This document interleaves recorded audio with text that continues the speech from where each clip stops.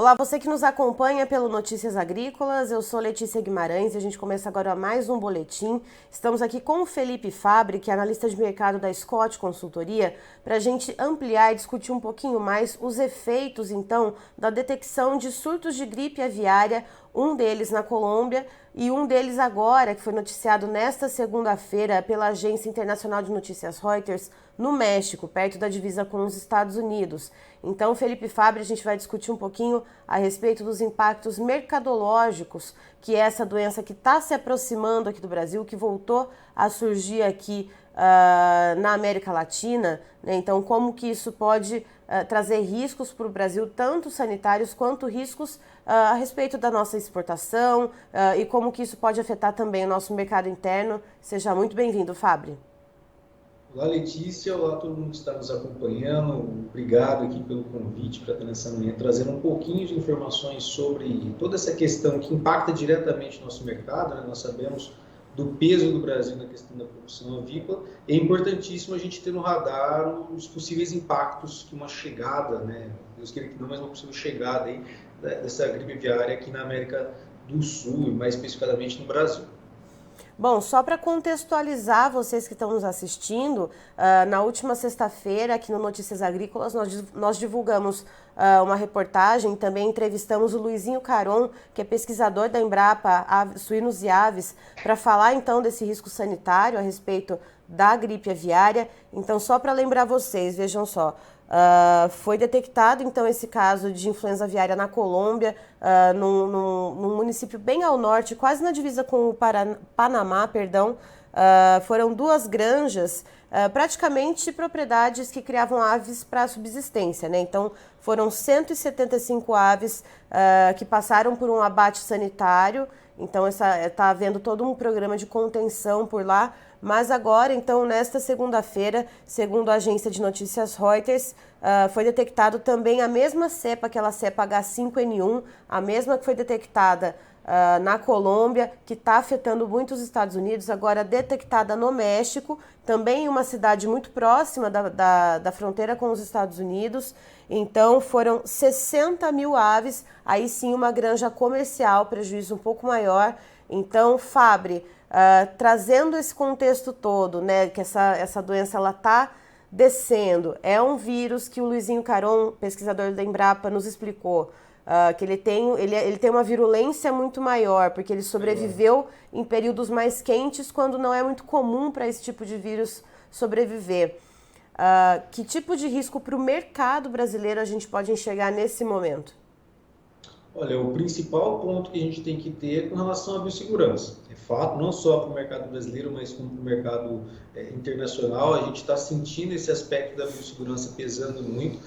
Nós temos que destacar que desde 2016 a gente não tinha nenhum caso de gripe aviária na América do Sul, então esse é o primeiro caso desde 2016 que a gente relata aqui. Então o risco ele está batendo na nossa porta, por mais que esteja ainda em um aspecto aqui um pouco mais arcaico de produção, a gente não vê um sistema de produção industrial sendo atingido ainda na América do Sul, mas o risco ele existe hoje da gente contra isso. E o principal ponto mercadológico que pode ser afetado está ligado à questão justamente das nossas exportações.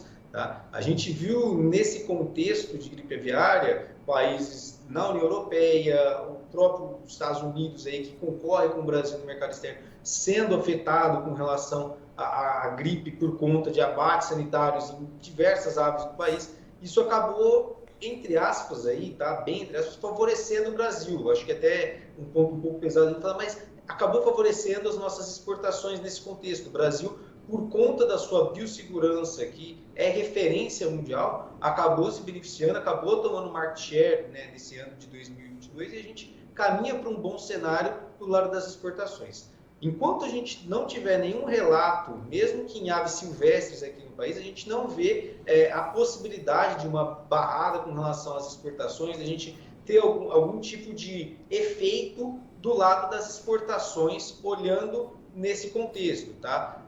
Então, o principal aspecto que a gente tem que olhar, olhando para o mercado, é justamente nas medidas de controle que são já no mercado brasileiro uma referência, mas aprimorar ou tornar elas ainda mais rigorosas nos próximos meses vai ser essencial para a gente manter afastado esse risco sanitário para o Brasil e a manutenção hoje do quadro sanitário que nós temos e do quadro de exportações que nós temos obtido até o momento. Nós temos a expectativa de um recorde para exportação de carne de aves para 2022, faturamento já superou em boa parte, o que tem superado em boa parte os meses pares do seu ano anterior. Então a gente está vendo um cenário muito bom no aspecto de exportação para o Brasil e a manutenção desse quadro vai depender justamente daqui em diante desse aprimoramento das medidas de contenção e de biossegurança daqui do nosso país em relação à possibilidade de uma chegada da gripe aviária. Tá? Então esse é o principal ponto que a gente tem que ter e talvez o que a gente sinta mais, caso não se confirme nenhum caso aqui, Deus queira que não, mas se não confirmado nenhum aspecto de biossanidade, de sanidade aqui com relação ao nosso mercado, o que a gente deve ver é um quadro de final de ano positivo para o mercado brasileiro, com um incremento na demanda no mercado doméstico e um incremento nas exportações. Isso, se confirmado, traz um viés mais positivo. Mas, como eu disse, atenção principalmente à questão de possibilidade de chegar no Brasil, da doença chegar no Brasil. Aí sim a gente precisa ligar o sinal vermelho e pode ver efeitos do lado da questão de exportação, do lado da questão da oferta, pesando mais aqui para o mercado brasileiro.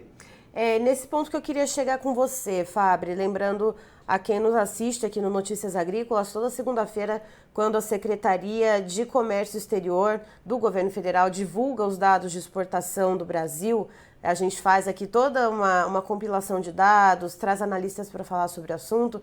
Então, sempre após as 3 horas da tarde, você entra no site aqui do Notícias Agrícolas e confere vários mercados do agro que exportam. Então, você confere o desempenho das exportações.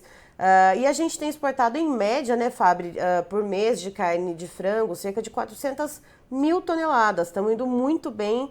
E aí, por exemplo, se acontecer algum caso aqui no Brasil, houver algum embargo, e aí a gente, claro, né, tem que ter o abate sanitário, mas a gente também fica com um estoque aqui no mercado interno. Pressão de baixa total, o que a gente vê de cenário aí? O que a gente pode prospectar num cenário caótico se acontecer e a gente torce para que não aconteça?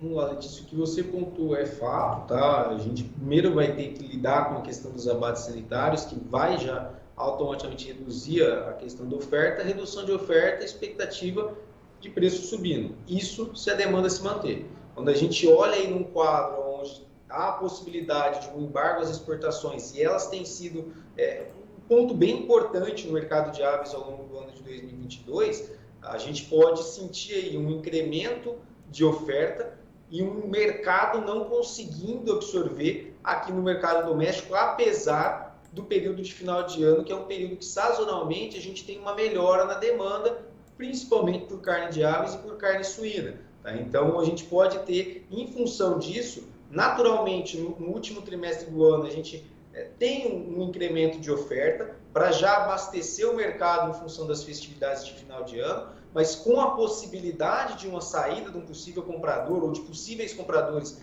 em meio a um aspecto sanitário que pese aí, a gente pode ver essa oferta além daquilo que o mercado estava enxergando com relação à demanda para o final do ano e isso pressionar os preços para baixo, olhando tanto para o setor independente quanto para o setor que trabalha aí integrado. Tá? Então, o principal aspecto que a gente poderia ter em um possível embargo, uma possível, não compensação, mas um possível problema com relação às nossas exportações, seria um incremento de oferta já natural para o período, mas um incremento de oferta acima do que o mercado interno conseguiria absorver com essa saída do mercado externo. E isso reflete em pressão com relação aos preços. Né? Olhando para o consumidor final, olhando para o consumidor brasileiro, pode ser, por um lado, um aspecto positivo, mas do aspecto indústria, isso é péssimo, porque leva aí a todo um quadro de margens mais apertadas, todo um quadro de reajuste com relação à produção, a aspectos com relação à programação que já tinha sido realizada para esse período.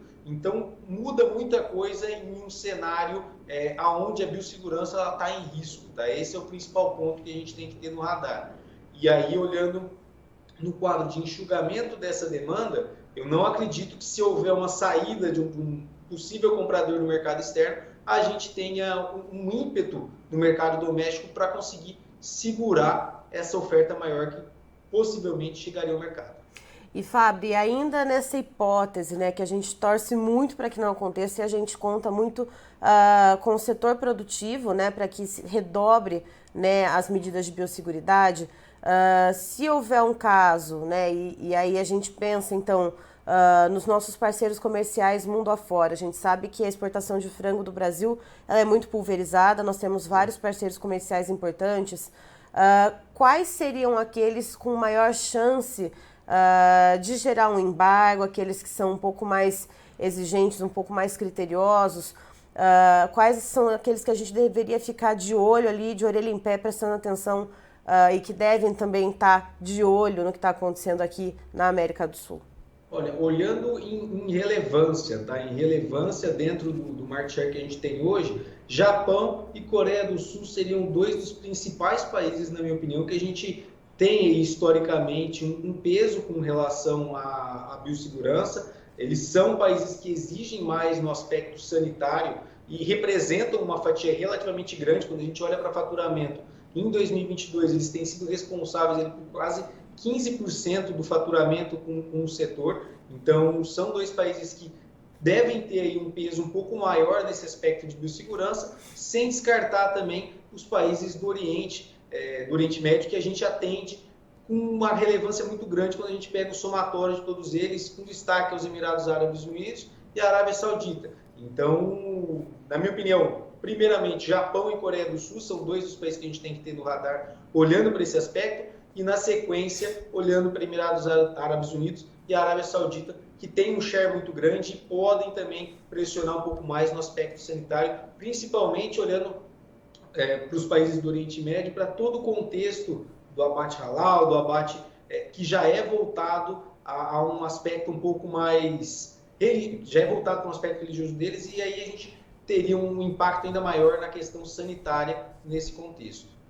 E Fábio, quando a gente imagina, né, essa questão das exportações e essa hipótese, né, de se haver algum caso aqui no Brasil, nós temos esse status sanitário muito bem preservado e que é um cartão de visitas muito importante, né, quando a gente vai bater nos mercados externos. Um caso desse, ainda que ele seja resolvido, que ele seja sanado, que ele seja controlado, a longo prazo, o que um caso desse, ainda que ele seja resolvido no país, como que ele pode pesar na reputação do Brasil em relação aos países que compram a nossa proteína? Olha, Letícia, eu vou citar um exemplo aqui puxando para a carne bovina. Até no ano passado nós tivemos os dois casos atípicos de mal da vaca louca.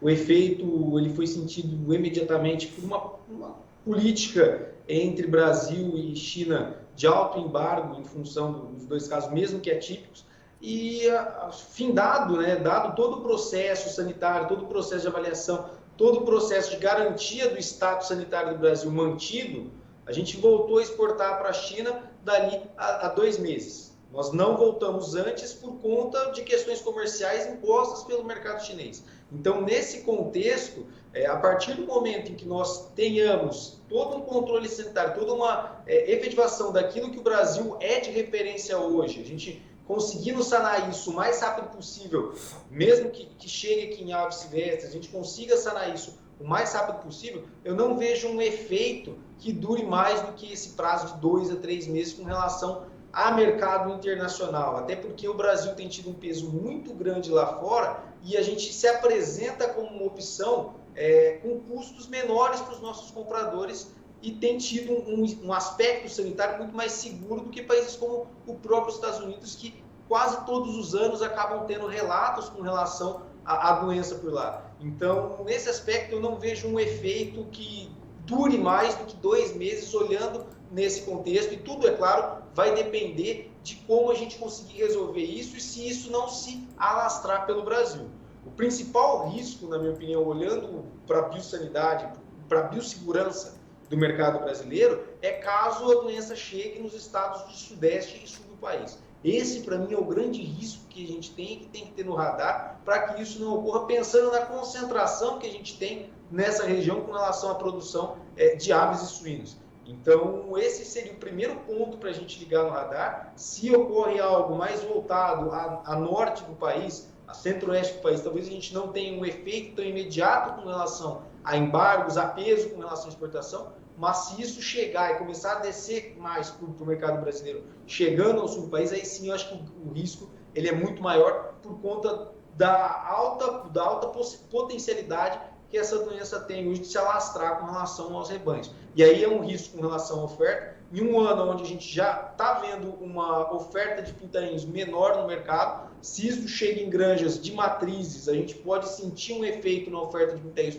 para o ano que vem. Então tem toda uma cadeia aqui que a gente tem que levar em consideração, além do setor exportador. E na minha opinião, olhando para a exportação, a gente tem que levar em conta que quanto mais rápido for resolvido, mais rápido a gente vai voltar nesse aspecto, até porque o nosso contexto de biossegurança com relação a essa doença específica, ela é não só essa, mas várias outras doenças em questão, é muito bem feito dentro do nosso mercado, tem sido muito bem trabalhado pelo governo brasileiro e tem sido levado adiante.